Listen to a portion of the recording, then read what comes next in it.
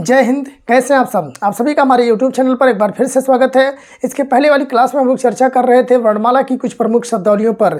आज उसी टॉपिक को और आगे बढ़ाते हुए कुछ और शब्दावलियों पर हम लोग चर्चा करेंगे। उसी क्रम में आज हम लोग चर्चा करने वाले हैं पार्श्विक, लुंठित, प्रकंपी, स्वर यंत्रमुखी या काकल्य, उरस्य क्या होता है, संयुक्त ध्वनि क्या होती है, युग्मक ध्वनि क्या होती है। इन तमाम शब्दावलियों पर आज हम लोग चर्चा करेंगे। तो आइए पहले शुरू करते हैं पार्श्विक। पार्श्विक का मतलब क्या होता है भाई?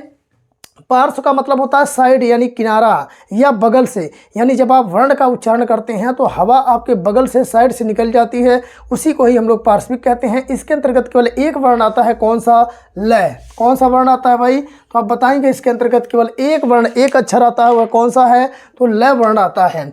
इस बात को आप याद रखेंगे क्योंकि यह क्वेश्चन कई बार पूछा है।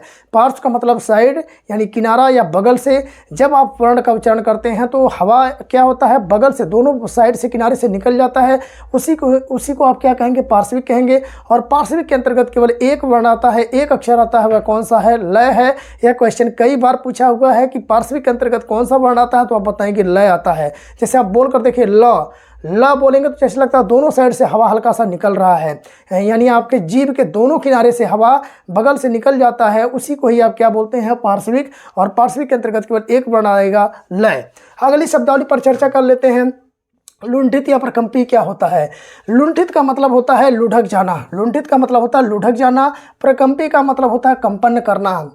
यानी जब आप वर्ण का उच्चारण करते हैं, जब आप वर्ण का या अक्षर का उच्चारण करते हैं तो जैसे लगता है कि आपकी जिह्वा लुंठित हो गई, मतलब मुड़ गई या गोल हो गई या लुढ़क गई, और साथ ही साथ कंपन उत्पन्न होता है, उसी को ही हम लोग कहते हैं लुंठित या प्रकंपी। इसके अंतर्गत केवल एक वर्ण या एक अक्षर आता है, वह कौन सा? रे आता है। फिर से समझिएगा, लुंठित का मतलब होता है गोल हो जाना या लुढ़क जाना या मुड़ जाना, और प्रकंपी का मतलब होता है कंपन उत्पन्न करना। जब आप वर्ण का उच्चारण करते हैं तो क्या होता है, आपकी जिह्वा जैसे लगती है मुड़ गई, मुड़ जाती है, गोल हो जाती है, साथ ही साथ कंपन उत्पन्न होती है, तो एक वर्ण का उच्चारण कर देती है, कौन से? रे को। इसी को ही कहा जाता है लुंठित या प्रकंपी। जैसे आप बोल कर देखिए र, आप बोलेंगे र, तो थोड़ा सा कंपन हो रहा है, र, ठीक है, और साथ ही साथ आपका जो जीभ है ऊपर की तरफ हल्का सा गोल हो जा रहा है, तो इसी को आप क्या बोलते हैं? लुंठित या प्रकंपी। और इसके अंतर्गत केवल एक वर्ण, एक अक्षर आता है, कौन सा? रे आता है। ठीक है, अगली शब्दावली पर हम लोग चर्चा कर लेते हैं। स्वर यंत्रमुखी। स्वर यंत्रमुखी या काकल्य क्या होता है? उरस्य क्या होता है? तीनों का मतलब एक ही है। काकल्य का मतलब होता है कंठ। काकल्य का मतलब क्या होता है भाई?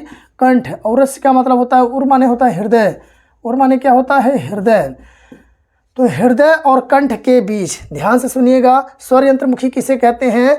तो कंठ और हृदय के बीच, इन दोनों के बीच से जब किसी वर्ण का उच्चारण हो जाता है तो उसी को ही हम लोग क्या कहते हैं? काकल्य या उरस्य, या उसी को कहा जाता है स्वर यंत्रमुखी। ठीक है, और इसके अंतर्गत सिर्फ दो वर्ण आते हैं, कौन कौन? तो आप बताएंगे क और ह। यह दो वर्ण जो होते हैं क और है, यह स्वर यंत्रमुखी या काकल्य या उरस्य के अंतर्गत आते हैं। क्यों? क्योंकि जब आप क बोलेंगे तो लगेगा कि यह कंठ और हृदय के बीच से आवाज़ आ रहा है। आप बोल कर देखिए क, आप बोल कर देखिए ह, जैसे लगेगा कंठ और हृदय के बीच। कंठ यहाँ पर है गला आपका और हृदय नीचे है, तो हार्ट और कंठ के बीच से जो हृदय होता है, कंठ होता है, गला होता है, इसके बीच से जैसे लग रहा आवाज़ या वर्ण उच्चरित हो रहा है, इसका उच्चारण हो रहा है। जैसे बोलेंगे क, ह, तो यहाँ से आवाज़ निकलता है, इन दोनों के बीच से, इसीलिए इनको क्या कहा जाता है? तो आप बताएंगे स्वर यंत्रमुखी, काकल्य या उरस्य कहा जाता है। ठीक है, अब अगली शब्दावली पर हम लोग चर्चा कर लेते हैं। संयुक्त ध्वनि किसे कहते हैं? संयुक्त ध्वनि किसे कहते हैं? तो आप बताएंगे जब दो व्यंजन एक ही स्वर के सहारे बोले जाते हैं तो उसे ही हम लोग संयुक्त ध्वनि कहते हैं। जब दो व्यंजन एक ही स्वर के सहारे बोले जाते हैं तो उसे ही हम लोग क्या कहते हैं? संयुक्त ध्वनि कहते हैं। जैसे उदाहरण आप क्या लिखेंगे? जैसे मान लीजिए आप लिखते हैं श्याम। क्या लिखते हैं भाई? श्याम। अब देखिए यहाँ पर दो वर्ण हैं, दो अक्षर, कौन कौन? एक स और एक य। इन दोनों का उच्चारण अगर देखा जाए तो एक ही स्वर के सहारे हो रहा है। जैसे यहाँ पर स, यहाँ पर अ है, इन दोनों का उच्चारण किसके सहारे हो रहा है? तो यहाँ पर देखिए आ स्वर के सहारे हो रहा है। यहाँ पर एक स है आधा और यहाँ पर यह है, इन दोनों का उच्चारण किसके सहारे हो रहा है भाई? इसी आ के सहारे हो रहा है। इसीलिए ऐसे जो है शब्द क्या होंगे? संयुक्त ध्वनि के अंतर्गत आएंगे। जैसे आप लोग लिखते हैं न्याय, आप लिखते हैं न्याय। ठीक है, अब इसमें देखिए एक जो है आपका आधा न है और दूसरा यहाँ पर देखिए यह है, ये दो क्या है भाई, ये दोनों क्या हैं, तो आप बताएंगे ये दोनों के दोनों क्या हैं, व्यंजन है, एक न और एक ये। और इन दोनों व्यंजनों का उच्चारण जो है किसके सहारे हो रहा है, तो यहाँ पर देखिए यहाँ पर आ स्वर है, ठीक है।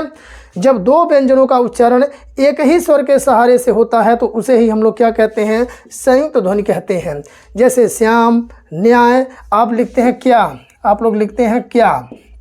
अब देखिए यहाँ पर एक वर्ण क्या है आपका, आधा क है, और यहाँ पर दूसरा देखिए यह है, और यहाँ पर देखिए आ का मात्रा है ना, आ का स्वर है। अब देखिए यहाँ पर क और ये जो दो व्यंजन हैं, इन दोनों व्यंजनों का जो उच्चारण हो रहा है इस आ स्वर की सहायता से हो रहा है। यानी हम कह सकते हैं कि जब दो व्यंजनों का उच्चारण एक ही स्वर के सहारे होता है तो उसे ही हम लोग क्या कहते हैं, संयुक्त ध्वनि कहते हैं, ठीक है। तो ये संयुक्त ध्वनि रहा।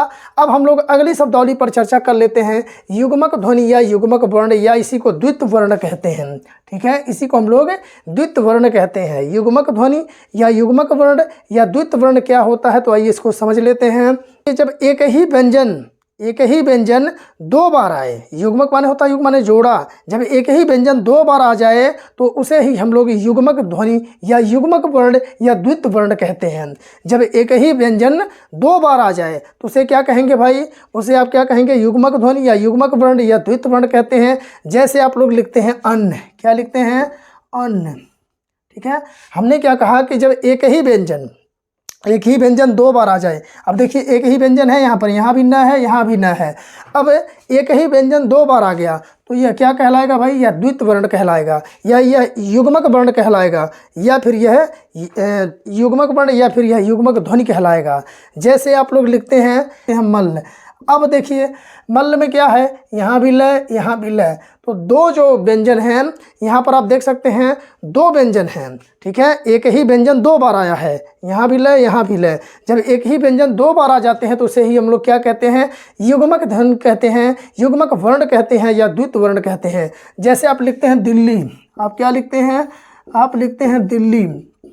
अब दिल्ली में देखिए यहाँ भी लय, यहाँ भी लय, तो दो व्यंजन आ गए, यानी एक ही व्यंजन दो बार हो गया, ल दो बार आ गया, तो इसे आप क्या कहेंगे, युग्मक वर्ण कहेंगे। इसे क्या कहेंगे, युग्मक वर्ण कहेंगे, या फिर आप क्या कहेंगे, इसे द्वित वर्ण कहेंगे, या इसी को युग्मक ध्वनि कहेंगे।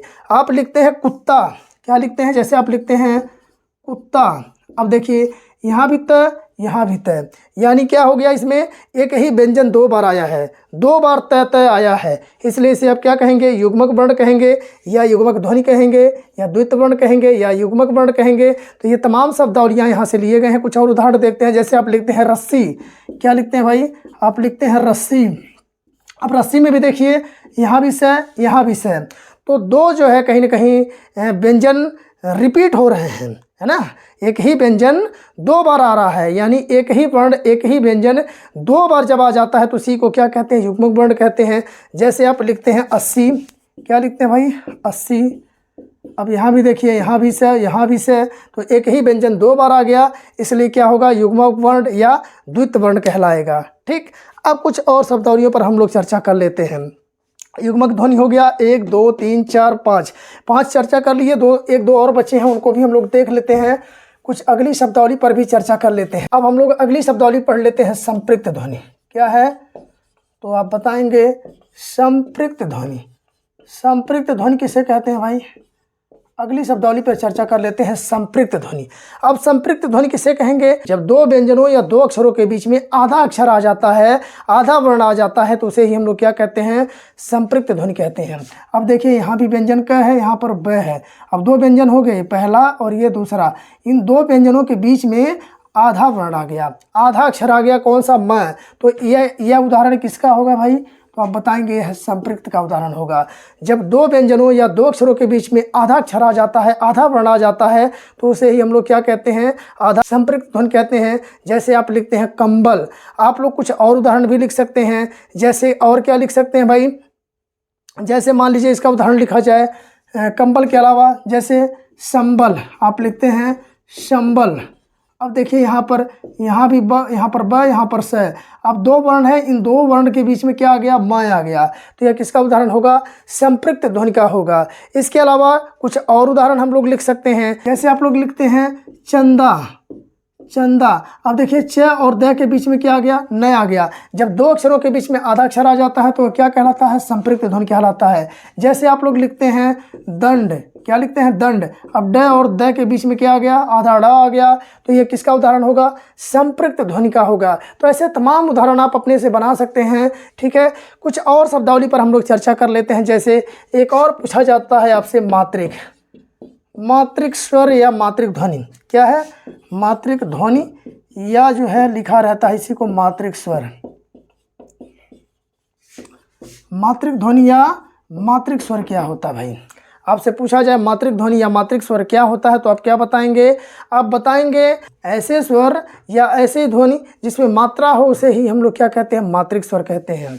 ऐसा स्वर जिसमें क्या हो, मात्रा हो, उसे ही हम लोग मात्रिक स्वर कहते हैं। जैसे आप लिखते हैं, जैसे आप लोग लिखते हैं आ, जैसे आप लोग लिखते हैं ई, बड़ी ई, ऊ, ठीक है, बड़ा ऊ, री, ए,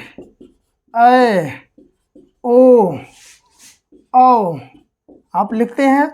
और इन सभी में देखें आप तो मात्रा होता है भाई, ये सभी स्वर हैं। तो ऐसे स्वर जिसमें मात्रा हो, ऐसे ही स्वरों को हम लोग क्या कहते हैं, मात्रिक स्वर कहते हैं या मात्रिक ध्वनि कहते हैं। इसके अंतर्गत आप देखेंगे तो कुल 1 2 3 4 5 6 7 8 9 10, कुल 10 वर्ण आ जाते हैं, यानी 10 स्वर आ जाते हैं जो मात्रिक स्वर के अंतर्गत आते हैं। यही 10 स्वर किसमें आते हैं भाई, मात्रिक स्वर के अंतर्गत आते हैं। एक जो बच जाता है आगे वाला अ, यह अ जो होता है यह अमात्रिक के अंतर्गत आता है, अमात्रिक में आता है। कौन सा भाई, अमात्रिक स्वर के अंतर्गत कौन आता है, तो आप बताएंगे अ। इस बात को आप याद रखेंगे, बहुत ही इंपॉर्टेंट है। जो अ है यह अमात्रिक के अंतर्गत आता है भाई। अमात्रिक क्यों कहलाता है, अ माने नहीं, मात्रिक माने मात्रा, यानी जिसमें मात्रा ही ना हो उसे हम लोग अमात्रिक कहते हैं।